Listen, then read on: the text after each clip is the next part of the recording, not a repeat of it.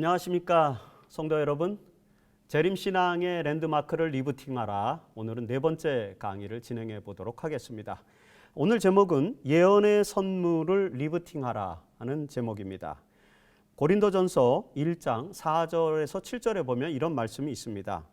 그리스도 예수 안에서 너희에게 주신 하나님의 은혜를 인하여 내가 너희를 위하여 항상 하나님께 감사하노니 이는 너희가 그의 은혜 안에서 모든 일 곧 모든 구원과 모든 지식에 풍족함으로 그리스도의 증거가 너희 중에 견고케 되어 너희가 모든 은사에 부족함이 없이 우리 주 예수 그리스도의 나타나심을 기다림이라. 그리스도의 증거가, 예수의 증거가 너희 중에 견고케 되어서 너희가 모든 은사에 부족함이 없는 삶을 살게 된다. 그런 날이 오기를 기다린다. 이런 바울의 권면의 말씀, 고린도 교회에게 주신 말씀, 이 말씀을 기초로 해서 오늘 예언의 선물, 예수의 증거인 예언의 영, 예언의 선물에 대한 말씀을 함께 나누도록 하겠습니다. 자, 재림신앙의 랜드마크 중에 네 번째는 예언의 선물입니다. 우리가 보통 예언의 신으로 명명하는 개념이죠. 예언의 신이라는 용어는 요한계시록 19장 10절에서 가져온 표현입니다. 거기 요한계시록 19장 10절에 보면은 예수의 증거는 대언의 영, 예언의 신이라는 그런 표현이 있죠. 이 표현이 영어로는 Spirit of Prophecy로 되어 있습니다. 그래서 이 말을 과거에 개역 한글판에서는 예언의 신으로 번역을 했습니다. 하지만 최근에 개정개역에서는 예언의 영으로 번역을 하고 있습니다. 이 단어가 갖는 의미는 예언하는 성령의 은사를 말하는 것입니다. 즉 예수의 증거는 예언하는 성령의 은사, 이런 표현으로 설명할 수 있는 것이죠. 따라서 예수의 증거는 예언하는 성령의 은사, 즉 엘렌 화이트에게 주어진 예언의 은사를 말하는 것이며 그 은사를 통해서 우리에게 주어진 화이트 부인의 책들을 예언의 선물이라고 명명할 수 있습니다. 그래서 요즘은 예언의 신이라는 그런 용어 대신에 예언의 선물이라는 용어를 사용하게 되는 것입니다. 그래서 제가 예언의 신을 리부팅하라고 제목을 붙이지 않고 예언의 선물을 리부팅하자라고 이렇게 제목을 붙인 이유는 바로 이런 번역의 변화, 그리고 실제로 예수의 증거는 예언의 영이라고 표현한 그 Spirit of Prophecy에 대한 내용을 좀 더 잘 설명할 수 있는 용어이기 때문에 그렇게 제목을 정했다라는 것을 먼저 이해해 주시면 감사하겠습니다. 자, 엘렌 화이트에게 주어진 예언의 영은 재림 운동의 실망을 극복하고 새로운 운동을 전개하게 만들어준 매우 중요한 은사였습니다. 하나님의 계시가 어린 소녀에게 주어졌고 그 소녀는 그 기별을 실망한 재림 신도들에게 증거하였습니다. 그 과정에서 재림 운동에 가담했던 재림 신도들은 새로운 소망을 갖게 됩니다. 이런 사람들이 모여서 제7일 안식일 예수 재림교회를 세웠죠. 엘렌 화이트는 이 예언의 은사로 재림교회를 설립한 선구자 중에 한 사람이 되었습니다. 특별히 그녀가 받은 많은 계시와 예언의 선물들은 재림교인들의 신앙에 매우 큰 위로와 안위의 기별이 되었습니다. 그리고 그녀의 기별에 따라서 재림교회의 신앙과 생활 양식의 틀이 형성되게 되었습니다. 이처럼 엘렌 G 화이트의 생애와 예언의 선물은 재림교회의 매우 풍성한 은혜의 통로가 되었죠. 그런데 엘렌 화이트의 예언의 선물을 비평하는 사람들이 많습니다. 특별히 이런 비평은 재림교회 역사 초기부터 지금까지 계속되고 있습니다. 오늘날 엘렌 화이트의 예언의 선물이 비평을 받는 것은 사실 그 본질의 문제 때문이 아니라 예언의 선물에 대한 재림교인들의 에토스와 관련이 많습니다. 그래서 이 시대에 엘렌 화이트의 예언의 선물을 희망의 기별로 증거하기 위해서는 엘렌 G 화이트과 예언의 선물에 대한 우리의 신앙을 리부팅해야 한다라고 볼 수 있습니다. 하나님께서 17살짜리 어린 소녀인 엘렌 굴드 하몬이라고 하는 소녀를 선택하셔서 예언의 영을 주신 이유는 재림운동의 실망으로 인해 낙담에 빠진 재림 신도들에게 이 운동이, 재림 운동이 실패한 것이 아님을 알려주기 위함이었습니다. 처음의 목적이 그거였죠. 감리교에 출석하던 부모와 함께 밀러의 재림 운동에 열정적으로 참여했던 엘렌 하몬은 1844년 10월 22일에 대실망을 겪은 이후에 매우 힘든 시기를 보내고 있었습니다. 그녀의 가족들, 아버지와 어머니 그리고 형제 자매들, 가족들은 이 대실망 이후 재림신앙을 포기하였습니다. 그래서 17살짜리 엘렌 굴드 하몬, 이 엘렌도 재림신앙을 포기하려고 마음을 먹게 되었습니다. 그런데 바로 그때에 그해 1844년 12월에 이르러서 이 어린 소녀에게 놀라운 계시가 주어졌습니다. 여러분들께서 초기 문집에서 이 내용을 읽을 수 있죠. 바로 그때에 이 12월 어느 날 엘렌은 헤인즈 부인의 집에서 4명의 소녀들과 함께 기도회를 하고 있었죠. 갑자기 어린 엘렌에게 계시가 주어집니다. 엘렌은 눈은 뜨고 있었지만 숨을 쉬지 않았고 맥박도 뛰지 않았으며 그리고 주변의 소리를 듣지 못했습니다. 당시 이 19세기 중엽의 미국의 종교 문화 속에서 사실 이런 계시 현상은 종종 일어났습니다. 여러 계시를 본 환상가들도 그 당시에는 여러 사람들이 존재했었죠. 그러나 그런 사람들과 엘렌의 계시의 장면은 차이가 있었습니다. 보통 다른 계시자들은 시끄럽고 요란한 모습을 보여줍니다. 계시를 받을 때. 하지만 엘렌의 계시의 장면은 엄숙하고 진지한 모습이었습니다. 초기 문집 14페이지에 기록된 그 계시는 우리가 일명 밤중 소리로 명명된 그런 계시였습니다. 그래서 밤중 소리라고 우리가 보통 부르는데 이 밤중 소리의 계시는 재림 운동이 실패한 것이 아님을 알려주는 그런 계시였습니다. 그 계시에 의하면 재림 신도들이 어둡고 좁은 길을 걸어가고 있었습니다. 하지만 하늘로 인도하는 예수 그리스도께 시야를 고정시키기만 하면 반드시 거룩한 도성 하나님의 나라에 들어갈 수 있다는 그런 내용으로 밤중 소리의 계시가 주어졌습니다. 이 계시에서 깨어난 엘렌은 자신이 본 것을 같이 기도하는 동료들에게 말해주었고 그들은 함께 기쁨으로 눈물을 흘렸습니다. 그로부터 일주일이 지난 다음에 이 엘렌은 또 다른 계시를 이제 하나님께로부터 보게 됩니다.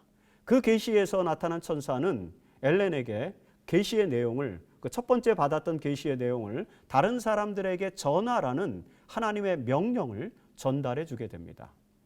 사실 그 당시에 엘렌은 17살 나이 어린 소녀였기 때문에 이 선사의 명령, 하나님의 명령을 따르기를 굉장히 두려워했습니다. 왜냐하면 당시에 미국에서는 광신주의 운동이 활발하게 전개되고 있었기 때문에 계시를 받았다든지 이상을 받았다든지 하는 사람들에 대해서 부정적인 인식이 팽배해 있던 그런 시기였습니다. 사실 엘렌 하몬이 계시를 받기 6개월 전, 그러니까 1844년 6월에 몰몬교를 창시했던 조셉 스미스가 일리노이에서 한 폭도에 의해서 무차별하게 살해된 사건이 일어났었습니다. 이 사건은 자칭 선지자를 대하는 당시 미국 사회의 정서를 그대로 반영해주는 사건이었죠. 이런 상황에서 약하고 어린 소녀가 선지자의 사명을 감당하는 것, 즉 계시를 받았고 그 계시를 전한다고 하는 것, 이것은 매우 벅찬 일이었습니다. 그러나 이런 아주 어렵고 험난한 상황에서도 이런 어려운 상황에도 불구하고 엘렌은 하나님의 명령을 거역하지 않기 위해서 처음에 받았던 그 계시의 기별을 재림 신도들에게 전하기로 결심을 하게 되죠. 그래서 아버지와 의논하고 아버지는 그의 언니 사라를 함께 동행하게 합니다. 그래서 처음에 이 엘렌은 그의 언니였던 사라와 함께 낙심에 빠진 재림 신도들에게 자신이 받은 계시의 기별을 전하기 시작했습니다. 특별히 그 과정에서 엘렌은 메인주 오링턴이라고 하는 지역에서 20대의 젊은 설교가였던 제임스 화이트를 만나게 됩니다. 제임스는 엘렌의 기별을 듣고 그것이 하나님께로부터 왔다는 확신을 가지게 되고 그녀를 도와서 계시의 기별을 전하는 일에 함께 참여하게 되었습니다. 이 엘렌과 그리고 제임스 이들은 하나님의 사업을 위해서 1846년 8월에 결혼을 하게 되죠. 그리고 그 결혼한 이후에 화이트 부부는 조셉 베이츠로부터 소책자를 전달받고 세 번째 강의에서 말씀드린 것입니다. 안식일에 대해서 연구를 하게 됩니다. 그리고 그들은 곧바로 1846년 9월경에 안식일을 신뢰하게 됩니다. 한편 조셉 베이츠는 1846년 11월에 메인주 톱샴에서 열린 집회에서 엘렌 화이트이 행성들에 관한 이상을 보았을 때 그녀의 계시를 받아들이게 됩니다. 이렇게 해서 재림 신앙을 기반으로 해서 하이람 에드슨의 성소 진리와 조셉 베이츠의 안식일 진리와 엘렌 화이트의 예언의 선물이 하나로 결합하게 됩니다. 그들은 사바테리안 애드벤티스트, 안식일 준수 재림 신도들의 선구자들이 되게 되는 것입니다. 자, 이렇게 어린 엘렌에게 주어진 예언의 선물의 역할과 의의는 무엇인지 한번 살펴보도록 하겠습니다. 엘렌 화이트에게 주어진 예언의 선물은 안식일 준수 재림 신도들의 신앙을 묶어주는 중요한 역할을 했습니다. 그러나 재림교회의 교리는 계시에 의해서 주어진 것은 아니었다는 것을 우리는 알아야만 합니다. 초창기 재림교회의 주요 교리들은 모두가 다 성경 연구를 통해서 주어졌습니다. 성경 연구를 통해서 발전한 것들이었습니다. 유라이아 스미스는 이 문제에 대해서 이렇게 기록했습니다. 성소 교리와 관련된 기사들이 수백 개도 넘게 기록되었다. 그러나 그 기사들 중 단 하나도 이 주제와 관련된 주장에 계시와 같은 권위를 부여하기 위해 계시들을 한 번도 언급하지 않았고 우리가 견지하는 그 어떤 견해도 계시로부터 유래된 것은 없었다. 교리적 권위는 변함없이 성경으로부터 호소되고 있다. 1874년 리뷰 앤 헤랄드지에 기록한 내용입니다. 이처럼 초창기 안식일 준수 재림 신도들은 철저한 성경 연구를 통해서 그들의 초창기 교리들을 발전시켰습니다. 랜드마크들을 발전시킨 거죠. 이렇게 교리가 확립된 이후에 엘렌 화이트는 하나님께로부터 이상을 받아서 합의된 성경 연구의 결과를 확인해 주는 역할을 주로 하게 됩니다. 아울러서 새롭게 발전된 발전된 교리들을 받아들이지 않는 사람들에게 확신을 주는 역할, 그런 역할을 엘렌 화이트의 계시가 했다는 것입니다. 제임스 화이트도 이에 대해서 이렇게 기록하고 있습니다. 주님께서는 성령의 선물로 그 백성들을 가르쳐서 성경과 관련된 문제들을 이해하도록 바라지 않으셨다. 하나님께서는 당신의 종들이 부지런히 그의 말씀을 연구하기 전까지는 성령의 선물을 주시지 않는다. 그러니까 연구가 먼저고 성령의 준 선물은 그 다음이라는 것이죠. 성령의 선물이 교회 안에서 적당한 위치에 놓이게 하라. 하나님께서는 결코 그것들을 맨 앞에 놓지 않으셨다. 리뷰 앤 헤랄드 1868년에 이 제임스 화이트가 기록한 내용입니다. 다시 말해서 우선 성경 연구에 성경에 대한 진지한 연구가 앞에 놓여 있고 그 다음에 성령의 선물이 그 뒤에서 그 성경 연구를 통해서 발견한 내용들을 뒷받침해 주는 것이다 라는 그런 내용으로 제임스 화이트도 기록을 하게 된 것입니다. 그래서 초기의 재림 신도들은 엘렌 화이트에게 주어진 성령의 선물의 목적을 이렇게 설명합니다. 참된 묵시들은 우리를 하나님과 그분의 기록된 말씀인 성경으로 이끌기 위해서 주어진 것이다 라고 기록합니다. 그리고 예언의 영을 받은 엘렌 화이트 역시 이렇게 기록을 하고 있습니다. 교회 증언 5권 605페이지에서 기록된 증언들은 새빛을 주시기 위해서가 아니라 이미 계시된 영감의 진리를 마음에 생생하게 새겨주기 위해서 주신 것이다 라고 기록합니다. 그리고 리벤 헤랄드 1903년 1월 20일자에도 또 이렇게 설명했습니다. 사람들이 성경에 거의 주목하지 않으므로 주님께서는 남녀들을 보다 큰 빛으로 인도하기 위하여 보다 작은 빛을 주셨다. 이 내용들의 의미가 무엇인지를 제가 이제 이어진 내용들을 통해서 계속해서 설명을 드릴 것입니다. 이처럼 엘렌 화이트는 성경의 권위를 확고하게 지지하면서 진리를 알기 위해서는 성경을 연구해야 한다고 강조를 하고 있습니다. 엘렌 G 화이트이 1888년 8월 5일에 형제들에게 보낸 편지에도 이렇게 기록하고 있습니다. 진리가 무엇인지를 이해하려면 성경을 주의 깊게 연구해라. 성경을 면밀하게 연구할 때 우리는 진리를 놓치지 않게 될 것이다. 하나님의 말씀이 스스로 말하게 하고 그것이 그 자체의 해석자가 되게 하라.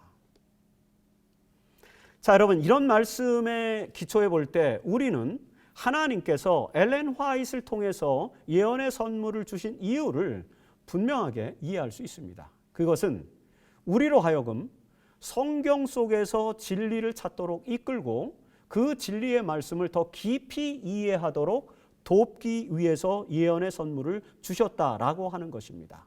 따라서 예언의 선물에 집중하는 사람들은, 즉 예언의 신을 많이 읽는 사람들은 자연스럽게 성경을 탐구하는 일에 집중하게 된다는 사실을 우리가 이해를 하게 되는 것입니다.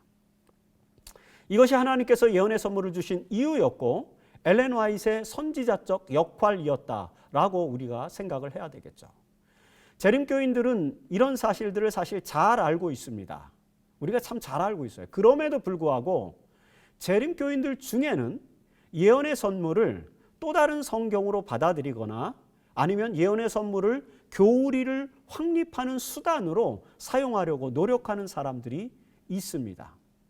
사실 이런 신앙적 자세 때문에 재림교회를 잘 알지 못하는 사람들은 우리가 제2의 성경을 가지고 있다고 믿기도 합니다. 몰몬교가 몰몬경을 가지고 있는 것처럼 말입니다. 이런 오해를 불식시키기 위해서 우리는 예언의 선물을 리부팅하고 예언의 선물이 가지고 있는 본질적인 역할과 의의를 분명하게 이해할 필요성이 있는 것입니다. 엘렌 화이트는 각시대대쟁투 서문에 이렇게 기록을 하고 있습니다. 각시대대쟁투 7페이지입니다. 우리는 성경을 하나님의 뜻에 대한 권위 있고 확실한 계시로 받아들여야 한다. 성경은 품성의 표준이요 교리의 계시자요 체험의 시금석이다. 성령의 선물은 성경을 대신하기 위하여 주어지지 않았으며 또 주어질 수도 없다. 성경을 대신하지 않는다는 것이죠. 왜냐하면 하나님의 말씀은 모든 교훈과 경험을 시험하기 위한 표준이라고 성경은 분명히 말하기 때문이다. 자, 엘렌 화이트는 성경만이 하나님의 뜻을 대신하는 유일한 권위를 갖고 있으며 성경만이 무오류의 계시라는 것을 강조하고 있습니다. 반면에 예언의 선물은 사람들의 마음을 성경으로 이끌기 위해서 주어진 것이라고 또 엘렌 화이트는 기록을 하고 있습니다. 교회증언 5권 665페이지에 이렇게 기록했습니다. 나는 새로운 빛을 주기 위함이 아니고 성경에 이미 계시된 영감의 진리로 마음속에 선명한 감동을 주기 위함이다 라고 기록합니다. 그리고 교회증언 2권 605페이지에서도 또 이렇게 기록합니다. 하나님의 영감으로 된 책을 연구하지 않았기 때문에 영감의 말씀으로 주의를 환기시키기 위한 것이다. 예언의 선물이 주어진 이유는 사람들이 그리스도인들이 하나님의 영감으로 된 책 성경을 많이 연구하지 않기 때문에 그 영감의 말씀으로 주의를 환기시키기 위해서 주어졌다. 이렇게 설명하는 것입니다. 이런 내용에 기초해 볼 때 예언의 선물이 주어진 목적은 다음과 같이 5가지로 요약을 해 볼 수 있습니다. 첫 번째, 성경을 높이고 모든 사람을 성경으로 인도하는 것입니다. 두 번째, 성경의 큰 원칙을 분명하게 제시함으로써 매일의 삶 속에서 성경의 가르침을 따르도록 하는 것입니다. 그리고 세 번째, 죄의 악함을 이해하고 성령에 복종하도록 촉구하는 것입니다. 그리고 네 번째, 성경의 원칙을 현재의 상황에 적용시키도록 하는 것입니다. 그리고 마지막 다섯 번째로 마지막 시대를 살아가는 사람들을 준비시키는 것입니다.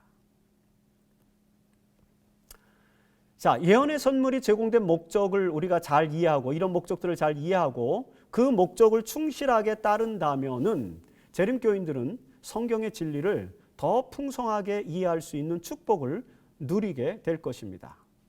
그러나 예언의 선물을 잘못 사용하게 되면 많은 비평에 직면하게 되는 것이죠. 실제로 재림교회 역사에서 엘렌 화이트의 선지자성과 예언의 선물에 대한 수많은 비평들이 존재해 왔습니다. 그 이유는 초기 재림교인들 중에서 예언의 선물을 성경과 동일한 권위를 가진 책으로 이해하고 축자적인 영감의 방식으로 예언의 시를 받아들이고자 하는 시도가 있었기 때문이라는 사실을 우리는 재림교회 역사를 통해서 살펴보게 됩니다. 1888년에 개최되었던 미니애폴리스 총회의 핵심 인물이자 영웅들이었던 A.T. 존스와 그 다음에 엘렛.J. 웨그너 그리고 프레스코트와 같은 인물들이 바로 그런 사람들이었습니다. 프레스코트의 경우에는 1911년에 대쟁투 개정 작업에 참여하면서 축자 영감을 버리고 사상 영감으로 돌아서면서 성경과 예언의 선물에 대한 건전한 이해를 회복하게 되었던 대표적인 인물입니다. 그러나 A.T. 존스와 같은 지도자들은 끝까지 축자 영감을 주장하다가 나중에는 결국에 엘렌 화이트의 선지성을 부인하게 되죠.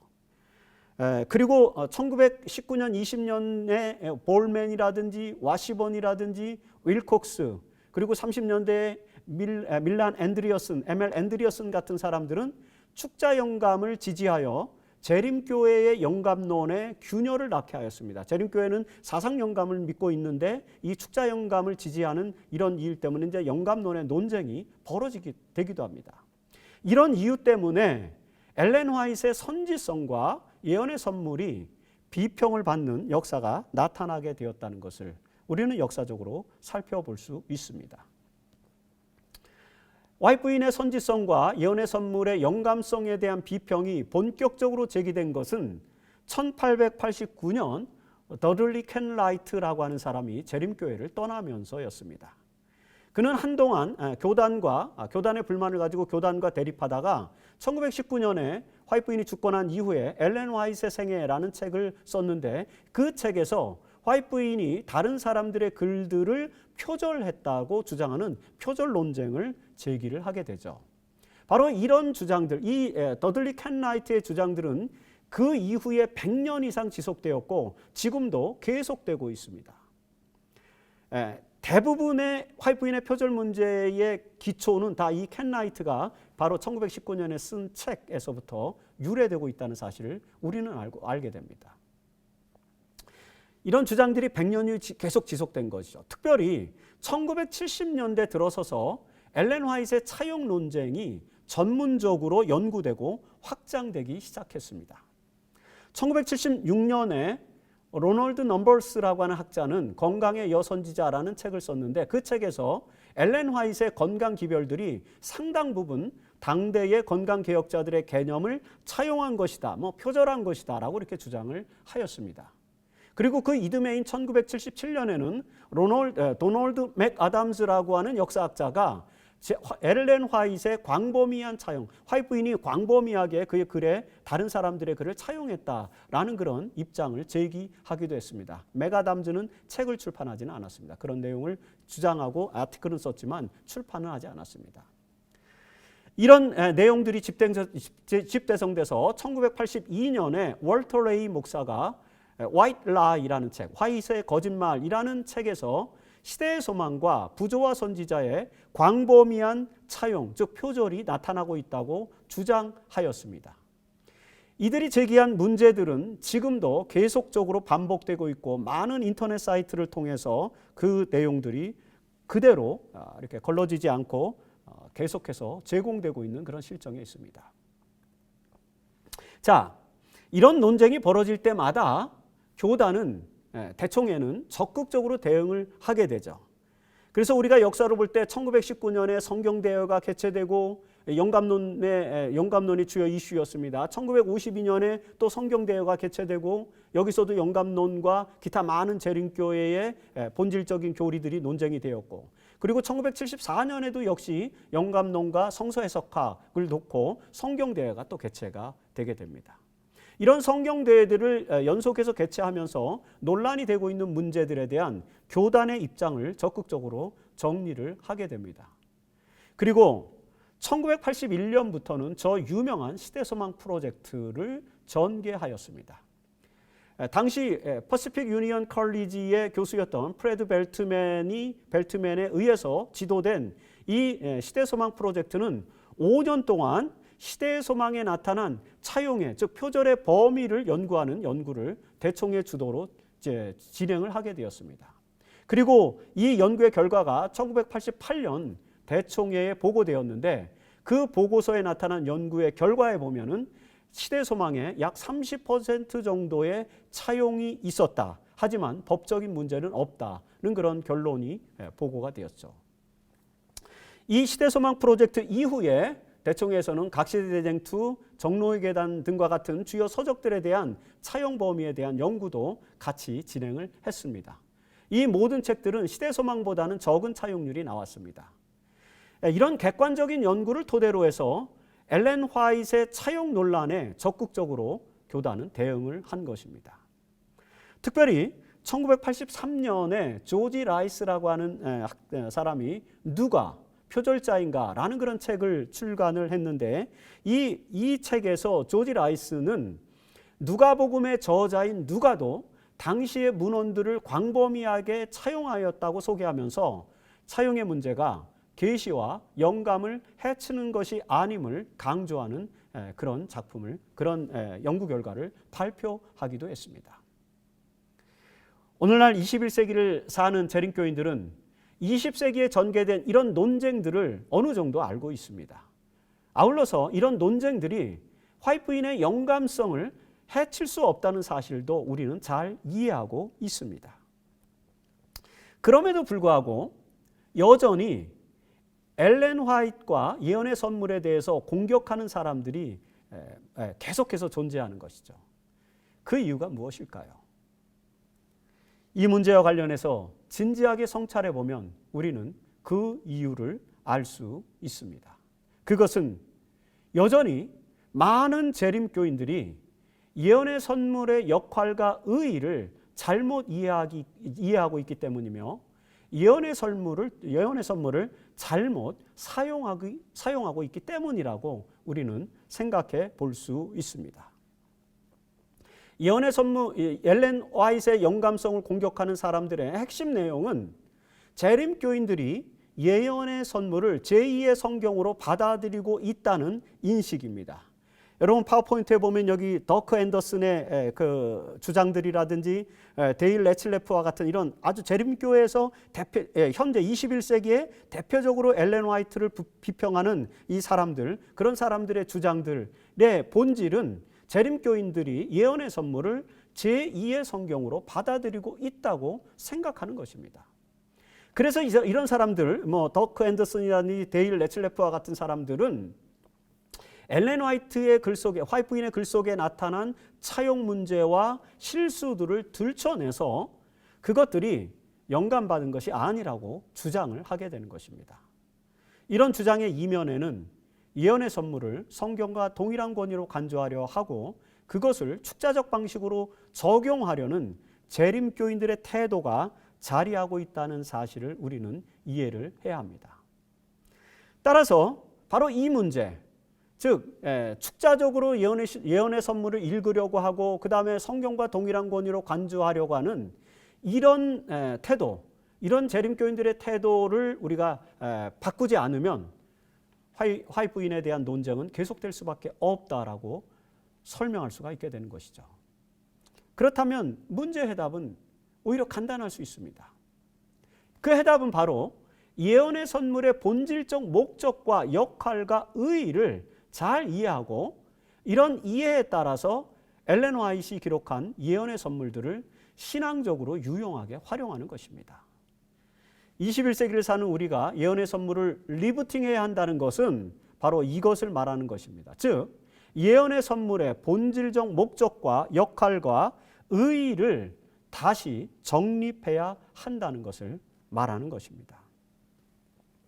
그렇다면 구체적으로 어떻게 해야 할까요?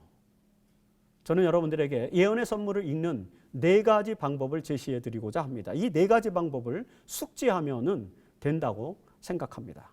첫 번째, 예언의 선물은 성경을 높이고 성경으로 인도하는 목적을 가지고 있기 때문에 그 목적에 충실해야 한다는 것입니다.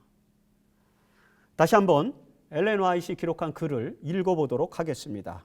교회 증언 5권 665페이지에 기록된 내용을 제가 읽겠습니다.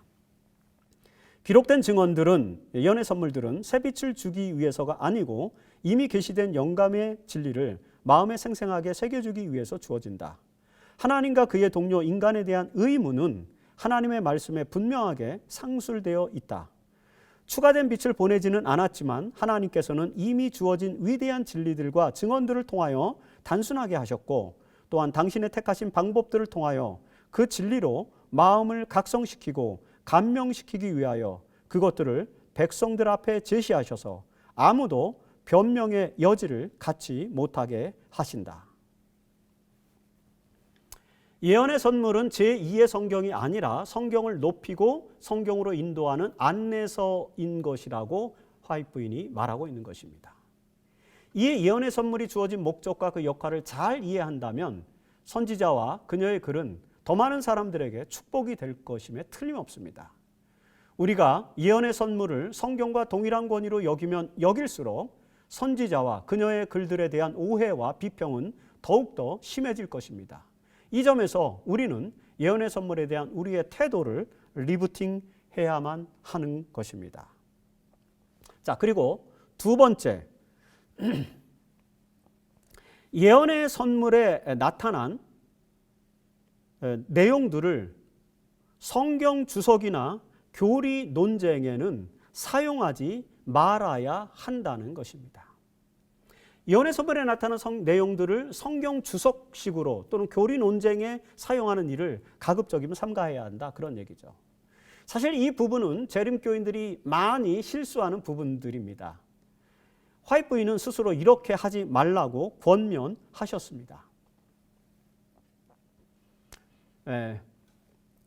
매일 드리는 문제에 관한 저들의 견해를 주장하기 위하여 나의 글들을 인용하는 일에 신중해야 나의 글들을 인용하는 일이 없도록 간청하는 바이다. 이것이 매우 중대한 문제가 아님을 보여주셨다. 나는 지금 목회에 종사하는 나의 형제들이 이 문제, 즉 데일리, 매일 드리는 제사, 이 매일 드리는 제사와 관련된 저들의 논증으로 나의 글들을 사용하는 일이 없도록 부탁하고 싶다. 가려 뽑은 기별 1권 164페이지에서 화이트 부인이 하신 말씀입니다. 여러분, 재림교회 공식 문서에도 이런 권면들이 등장을 합니다. 101 question이라고 하는 책 41페이지에 보면은 이런 내용이 있습니다. 엘렌 화이트의 글은 그 성격이 설교적이거나 전도적이지, 설교적이고 전도적이지 완전히 주석적이지는 않다. 다시 말해서 엘렌 화이트의 글들은 주석적인 글이 아니라 설교적이고 전도적인 글이다라고 설명하는 것입니다. 계속해서 이렇게 기록합니다. 엘렌 화이트의 글을 읽는 사람들은 독자들을 위해 주석적 관점으로부터 성경절을 해석한다고 주장하기 전에 그녀가 어떻게 주어진 성경절을 사용했는지 아주 확실하게 알 필요가 있다. 동일한 책 42페이지입니다. 자, 이 말씀에서 우리가 알 수 있는 것은 화이트 부인이 영감을 받아서 기록한 예언의 선물은 목회적이고 예언적이고 설교적인 글들이지만 신학적이거나 주석적인 글들은 아니라는 것을 말하는 것입니다. 따라서 예언의 선물에 기록된 글들을 가지고 교리적인 논쟁을 해서는 안 된다. 가급적이면 피해야 한다라고 하는 것입니다. 하지만 너무 많은 재림교인들이 그렇게 하고 있죠. 예언의 신의 말씀, 예언의 선물의 말씀을 가지고 교리적인 논쟁을 많이 하게 됩니다. 그런 것들 때문에 비평가들로부터 비평을 받게 되고 예언의 선물의 목적을 잘못 사용하게 되는 것입니다. 이런 우리의 신앙 태도를 우리는 리부팅해야 한다라고 볼 수 있는 것입니다. 화이트인의 글들은 목회적으로 사용되어져야 됩니다. 그리고 예언적인 방식으로 예언의 글로서 예언적인 글로서 사용되어야 하고 또 전도적인 목적으로 사용되어야 한다라고 하는 것이 바로 이런 말씀을 통해서 우리가 깨달을 수 있는 내용들입니다. 그리고 세 번째, 예언의 선물에 나타난 글들을 오용해서는 안 된다고 하는 것입니다. 화이트인은 이렇게 또 기록하고 있습니다. 많은 사람들이 그들이 가지고 있는 믿음을 증명하기 위해 단지 한 곳에 언급한 진술이나 문맥에서 벗어나게 인용함으로써 증언의 의미를 해석하는 데 실수를 범하고 있다, 오용하고 있다는 것이죠.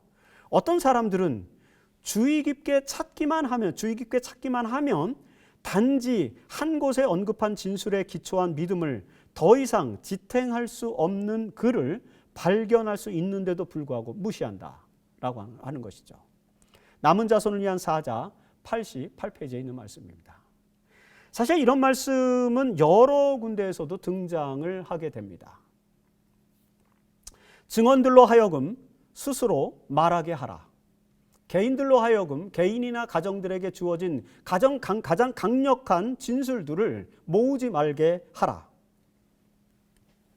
그리고 그들이 채찍을 사용하기를 원하면 무엇인가 몰아붙이는 것을 갖기를 원하기 때문에 그렇게 하도록 하는 일이 없게 하라. 화이트인의 말씀을 가지고 채찍으로 사용해서는 안 된다라는 말씀을 가룟비변 기별 3권 286페이지, 287페이지에서 설명을 하는 것입니다.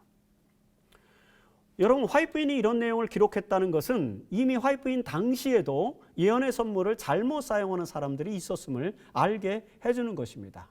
그분의 글은 자기들의 견해를 옹호하기 위해서 임의로 사용되어서는 안 되는 것입니다. 예언의 선물에 나타난 의미를 올바로 이해하고 적용하려면 그 텍스트 자체뿐만 아니라 그 텍스트에 담겨있는 컨텍스트를 잘 이해해야만 합니다. 그러나 많은 사람들은 그렇게 하지 않고 텍스트만을 임의로 이해해서 적용함으로 예언의 선물을 오용하게 되는 사례가 나타나게 되는 것입니다. 이런 상황이 반복되면서 그녀의 글들에 대한 비평이 지속되는 것입니다. 그래서 우리는 예언의 선물을 오용하지 않도록 예언의 선물에 대한 우리의 인식을 리부팅할 필요가 있다는 것을 말씀드리는 것입니다. 그리고 네 번째, 예언의 선물에 주어진 글들을 가지고 다른 사람을 비판하지 말아야 한다는 것입니다. 이와 관련해서 M.L. 앤드리어스는 이런 말을 했습니다. 1948년에 기록한 말입니다. 나는 우리의 가르침에서 분명히 와이프인에게 주어진 자리를 알아야 할 때가 왔다고 믿는다. 우리는 절대로 그녀를 성경 위에 두어서는 안 되며 그녀를 거절해서도 안 된다. 우리는 하나님께서 우리에게 주신 분별력을 사용해야만 한다. 주장하고 단언할 때 주의해야 한다. 누군가가 당신과 동의하지 않는다고 해서 그가 증언을 믿지 않는다고 절대로 생각하지 말라. 그대는 증언에 대한 그대의 해석을 믿지 않는 것일 수 있다. 그러나 여전히 그는 당신처럼 증언을 완전히 믿고 있을 수 있다. 그리고 당신보다 더 균형진 견해를 가질 수도 있다. 비평하지 말라는 것이죠. 엘렌 화이트는 재림교회의 조직과 사업에 많은 동력을 제공해 주었습니다. 그리고 그녀는 재림교인들의 생활 양식의 변화를 주도하였습니다. 그리고 화이트인은 하나님 나라의 확장을 위한 선교에 열정을 보여주셨습니다. 특별히 화이트인은 교회가 논쟁과 갈등에 빠져 있을 때마다 중재하고 화해시키는 역할을 주로 하였습니다. 그리고 그녀는 재림교인들이 품성의 변화를 통해서 구원의 확증을 얻도록 하는 일에 많은 역할을 하였습니다. 이런 것들이 엘렌 화이트과 예언의 선물의 역할이었다는 사실을 오늘 우리는 기억할 필요가 있습니다.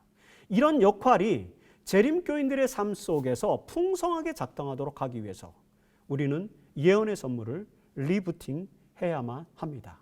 그렇게 한다면 지금까지 우리가 받았던 많은 비평으로부터 우리가 좀 더 그 비평을 객관화시킬 수 있고, 특별히 화이트 부인을 통해서 우리에게 주어진 이 놀랍고 고귀한 마지막 시대의 기별을 가지고 이 세상에 그것을 희망의 기별로 승화시키면서 많은 사람들을 구원에 이끌 수 있는 그런 놀라운 역사를 우리는 발견할 수 있게 될 것입니다. 모쪼록 우리 재림 성도들이 예언의 선물과 엘렌 화이트의 역할과 목적과 사명과 의의를 다시 한번 생각하면서 그 말씀이 하나님의 놀라운 능력으로 많은 사람들의 삶을 변화시키고 많은 사람들을 성경으로 이끌도록 하는 그런 역할을 감당할 수 있도록 하기 위해서 우리가 보다 더 건전하고 의미 있게 21세기의 방식으로 예언의 선물을 리부팅함으로써 예언의 선물이 축복과 희망의 기별이 되게 만들 수 있는 그런 역할에 함께 동참하는 우리 모든, 저와 여러분, 우리 모든 성도들이 되기를 바라면서 오늘 강의를 마치도록 하겠습니다.